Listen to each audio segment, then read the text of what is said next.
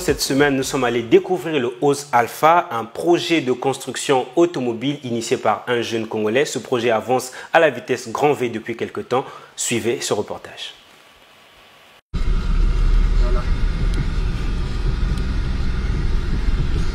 Ici, nous sommes à la périphérie nord de Brazzaville.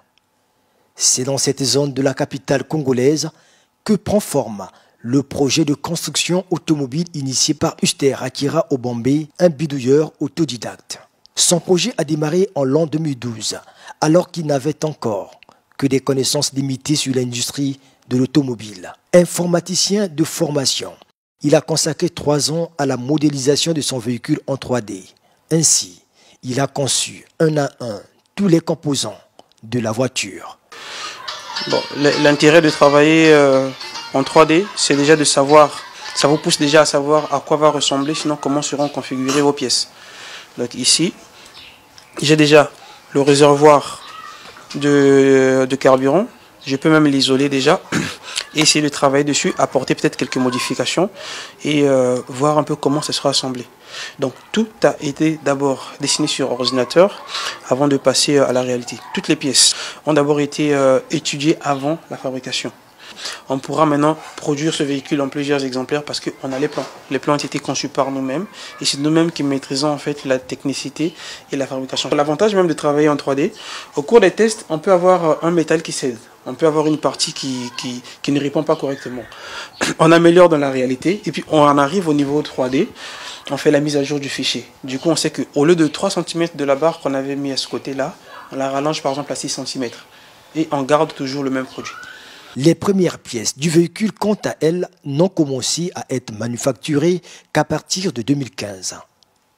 Depuis lors, la fabrication de la voiture imaginée par ce jeune Congolais avance lentement, mais sûrement, grâce au concours de ses 5 autres collaborateurs regroupés au sein d'une structure nommée Ose. Ces jeunes passent le plus clair de leur temps dans un atelier où ils travaillent ensemble pour relever les nombreux défis qui se présentent à eux chaque jour un peu plus.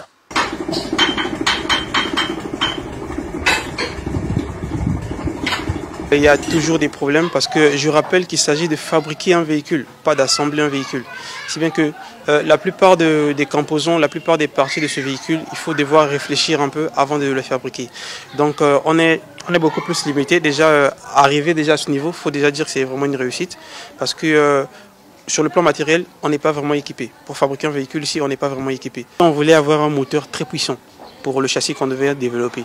Et là, on est parti sur 4 moteurs déjà qu'on a eu à changer. Et le deuxième défi, c'était de faire à ce que ça ressemble vraiment à ce qu'on a dessiné en 3D. Parce qu'il fallait montrer aux gens que oui, c'est comme ça qu'on fabrique un véhicule. On commence à le dessiner en 3D et pièce par pièce, élément par élément, on arrive à fabriquer ce véhicule. Et surtout, en fait, la troisième contrainte, je dirais, c'était réussir à fabriquer une suspension type Lamborghini, comme je le dis tout le temps, parce que la suspension a été inspirée de la Lamborghini, la suspension à amortisseur qu'on appelle horizontale. Ose Alpha, c'est le nom que porte le prototype en cours de fabrication.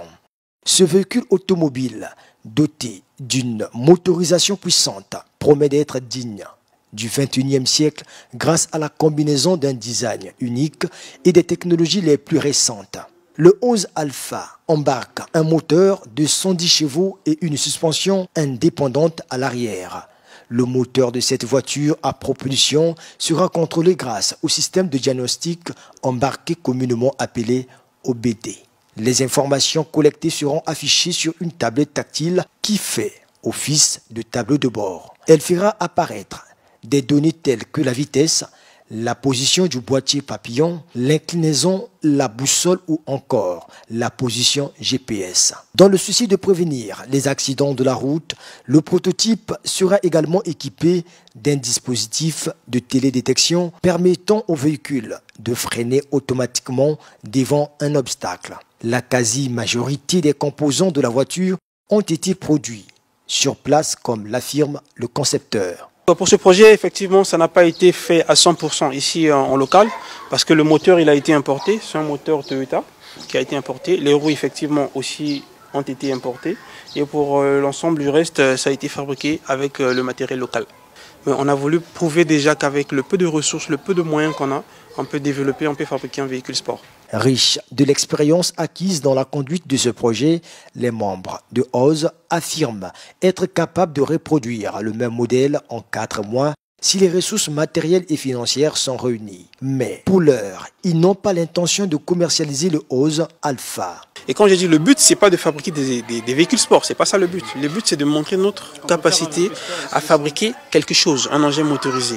Maintenant, pour ceux qui comprennent l'automobile, quand ils vont voir un peu le véhicule qui a été construit, ah oui, c'est galant réfléchi. Du coup, on vous a fabriqué un véhicule comme ça. Quand on va vous dire qu'on va vous fabriquer un véhicule pour transporter le pain, pour livrer le pain, un véhicule d'agriculture, et bien sûr, ils sont capables parce qu'ils ont fait un véhicule sport. Oui, c'est ça en fait le but. Uster Akira se dit ouvert à toute personne compétente qui souhaite intégrer son équipe.